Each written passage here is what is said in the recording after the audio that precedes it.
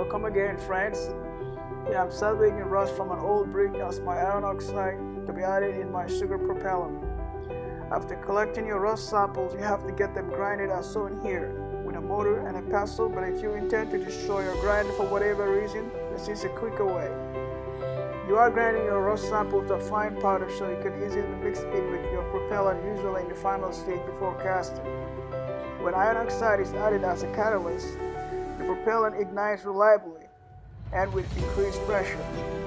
So this could be one of the solutions for a rocket not lifting off the pipe. Of course, your nozzle throat size matters too. I also observed my propellant grain with iron oxide added do not crack with longer storage period. You only need 1 gram of iron oxide for every 100 gram bag propellant.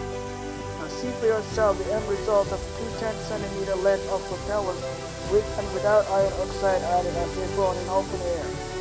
Thanks for watching. See you next time.